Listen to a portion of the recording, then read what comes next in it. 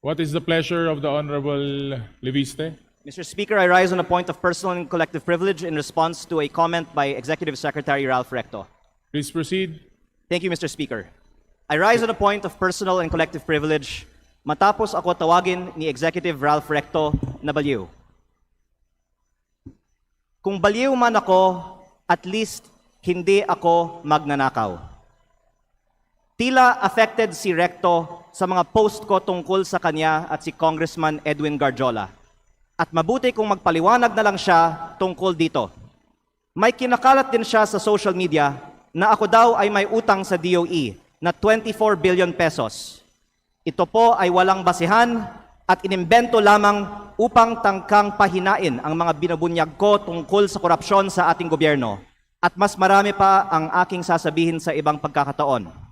Nagsimula lang itong mga atake sa akin nang sinimulan kong imbestigahan ang DPWH sa Batangas at ang mga kumpanyang konektado kay Congressman Edwin Garjola at naging Executive Secretary si Ralph Recto.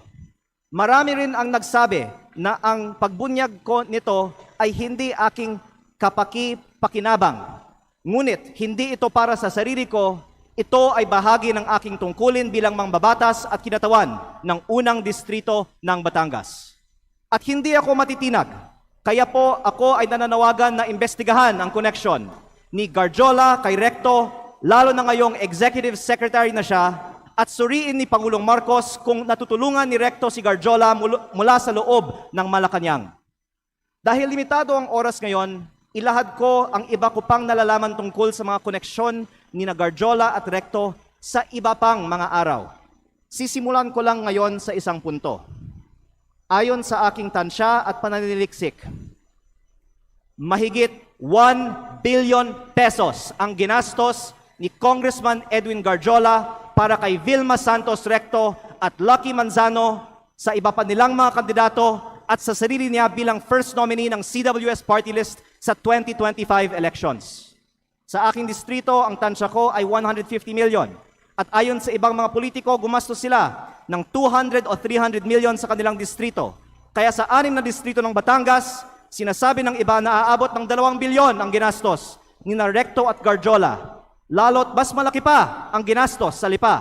Pero hindi po ko bubuksan ang mga kinatawan ng Lipa sa aking pahayag na ito. Pero sabihin na lang natin na 1 billion pesos ang ginastos ni Recto at Garjola sa 2025 elections.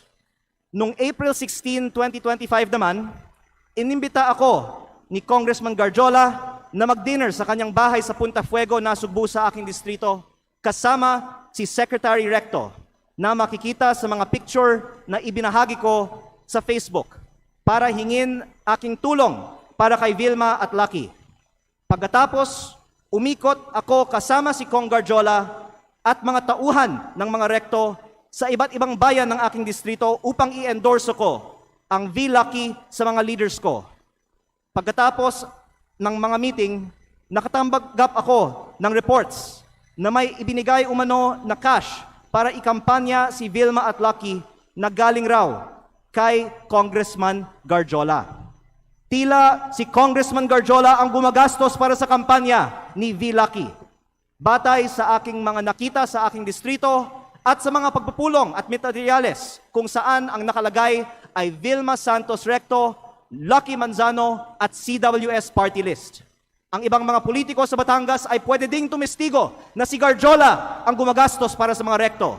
Kahit pagkatapos ng eleksyon, ibinahagi ko din sa Facebook ang picture ng meeting ni Gov. Vilma at Secretary Ralph sa mga mayors ng Batangas sa Tagaytay Highlands noong August 15 na ayon sa mga dumalo ay hosted by Congressman Garjola.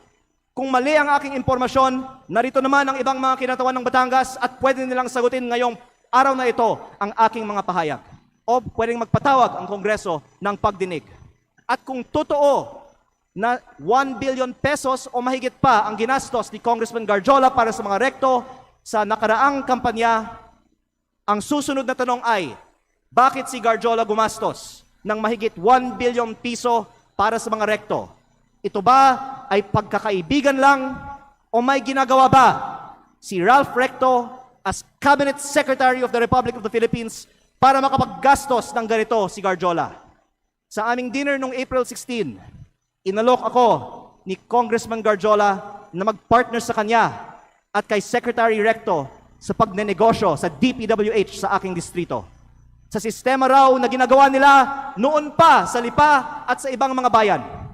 Tukuyin ang mga lugar para sa mga road opening ng DPWH. Sabihan ko daw sila pag meron akong mga nakita para makasama sila sa bilihan ng lupa. Kayang tumulong daw sa pagpondo ng mga proyekto ng DPWH si Secretary Recto dahil siya ay nasa kabinete at si Kong Garjola din ay malakas daw sa DPWH at maaaring siya na ang bahala sa kontraktor. Sa ibang pagkakataon, ipinagmamalaki din sa akin mismo ni Secretary Recto na bago niya pinopondohan sa DPWH ang mga bypass roads sa Lipa, kinokondisyon pa niya sa mga may-ari ng lupang dadaanan na magbigay sa kanya ng parte ng lupa sa mababang presyo. At iba't ibang mga tao ay nagkwento din sa akin na gawain ni Recto ito. Kung lehitimo man ito, mabuti at maging transparent si Secretary Recto sa kanyang yaman. At kung ang ginagastos ni Kong Garjola para sa kampanya nila ay may kaugnayan sa pagiging kontraktor ni Garjola sa Batangas.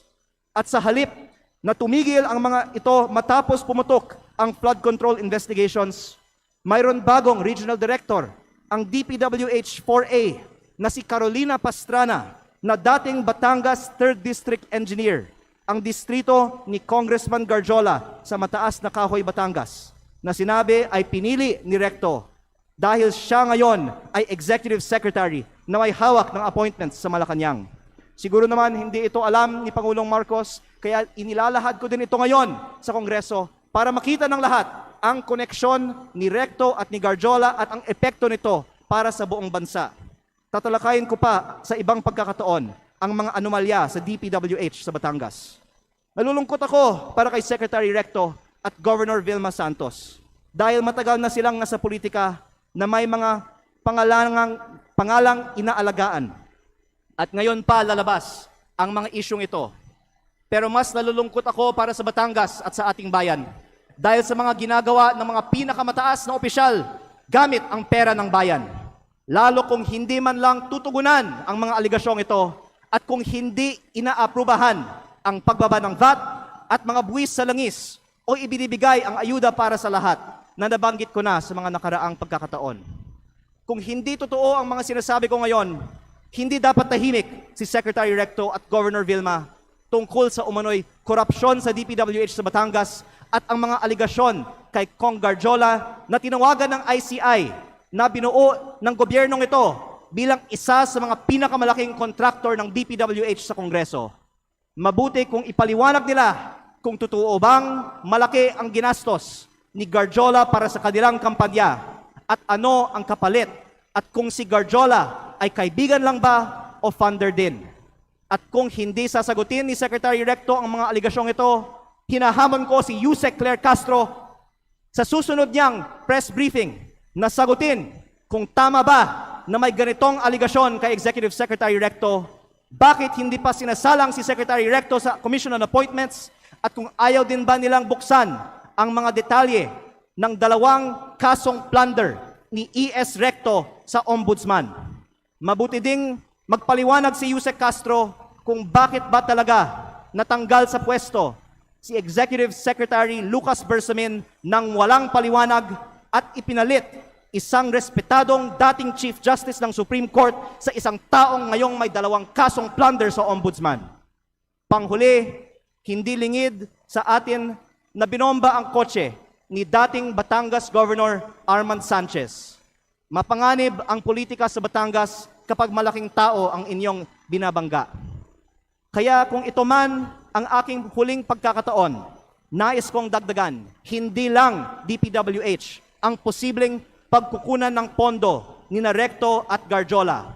Dahil ayon sa mga politiko sa iba't ibang mga bayan ng Batangas, ang nasa likod ng STL operator ng Batangas, Refresh Gaming, ay si Recto at Garjola, na ang isang humaharap para sa kanila ay si San Juan Vice Mayor Anthony Marasigan. kahit na iba ang mga tao sa GIS ng kumpanya. Habang nasa kabinete ng Republika ng Pilipinas si Secretary Recto, mayroon bookies o second table ang refresh sa kanyang sariling lalawigan. Kaya nananawagan din ako sa Kongreso na imbestigahan ang operations ng Refresh Gaming Corporation sa Batangas.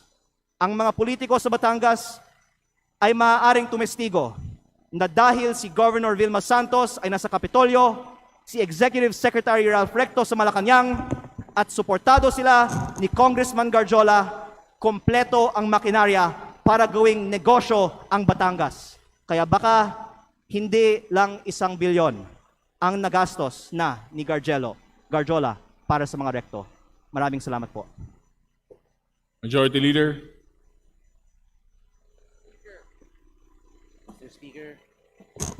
Mr. Speaker, I can now take questions. Thank you. Mr. Speaker, Majority Leader. Mr. Speaker, we'd like to recognize Nauna. the representative of Lipa, Congressman Ryan Recto. The Honorable Ryan Recto is now recognized. Please proceed. Good afternoon, everyone. No questions to be asked.